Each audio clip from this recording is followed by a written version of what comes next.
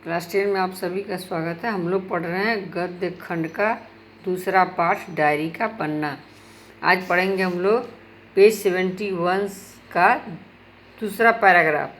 11 बजे मारवाड़ी बालिका विद्यालय की लड़कियों ने अपने विद्यालय में झंडोत्सव मनाया। जानकी देवी मदरसा आदि भी गई थीं। लड़कियों को उत्सव का क्या महत्व है समझाया गया। एक बार मोटर में बैठकर सब तरफ घूमकर देखा तो बहुत अच्छा महसूस हो रहा था। जगह जगह फ़ोटो उतर रहे थे। अपने भी फ़ोटो का काफ़ी प्रबंध किया था। 2-3 बजे कई आदमियों को पकड़ लिया गया, जिसमें मुख्य पूर्णदास और पुरुषोत्तम राय थे। सुभाष बाबू के जुलूस का भार पूर्णदास पर था, पर यह प्रबंध कर चुका था। स्त्री समाज अपनी तैयारी में लगा था। जगह जगह से स्त्रियां अपना जुलूस निकालने की तथा ठीक स्थान पर पहुंचने की कोशिश कर रही थी। मोन्यूमेंट के पास जैसा प्रबंध भोर में था वैसा करीब 1 बजे नहीं रहा। इससे लोगों को आशा होने लगी कि शायद पुलिस अपना रंग न दिखलाए, पर वह कब रुकने वाली थी। 3 बजे से ही मैदान में हजारों आदमियों की भीड़ होने लगी और लोग टोलियां बना बनाकर मैदान में घूमने लगे। आज जो बात थी वह निराली थी।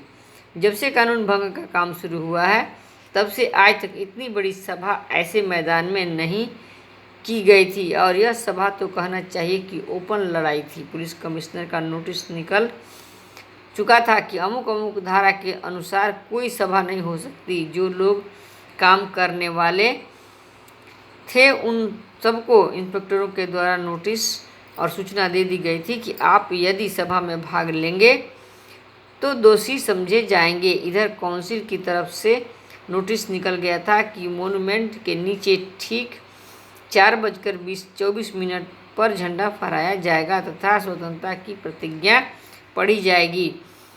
सर्वसाधारण की उपस्थित होनी चाहिए।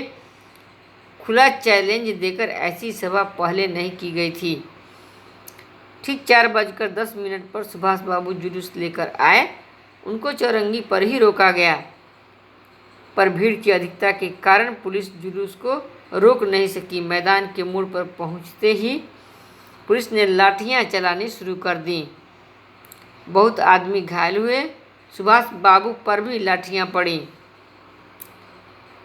सुभाष बाबू बहुत जोरों से वंदे मातरम बोल रहे थे। ज्योतिर्मय गांगुली ने सुभाष बाबू से कहा, आप इधर आ जाइए, पर सुभाष बाबू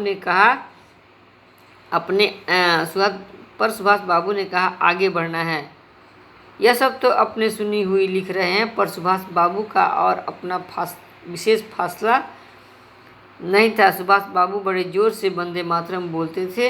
यह अपनी आंख से देखा। पुलिस भयानक रूप से लाठियां चला रही थी।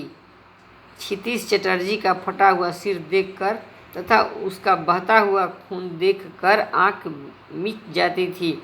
इधर यह हालत हो रही थी कि उधर स्त्रियां मोन्यूमेंट की सीढ़ियों पर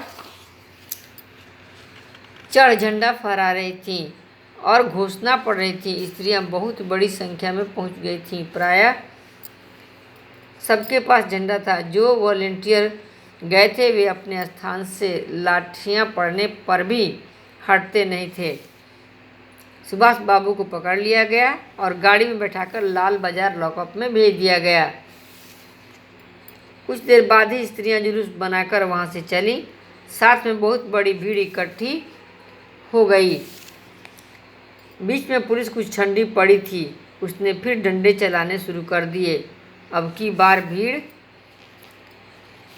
ज़्यादा होने के कारण बहुत आदमी घायल हुए। धर्मतल्ले के मोड़ पर आकर जुलूस टूट गया और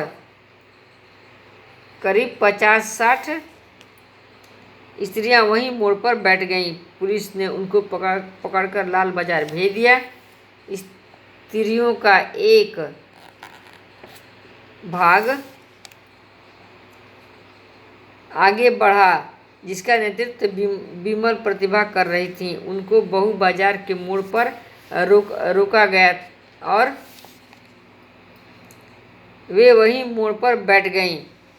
आसपास बहुत बड़ी भीड़ इकट्ठी हो गई, जिस पर पुलिस बीच बीच में लाठी चलाती थी। धन्यवाद बच्चों। और हम दूसरे दिन पढ़ेंगे। आप भी पढ़िए और ये मौखिक प्रश्न जो है यहाँ आप बना लेंगे। हम इसे HW में भी डाल देंगे।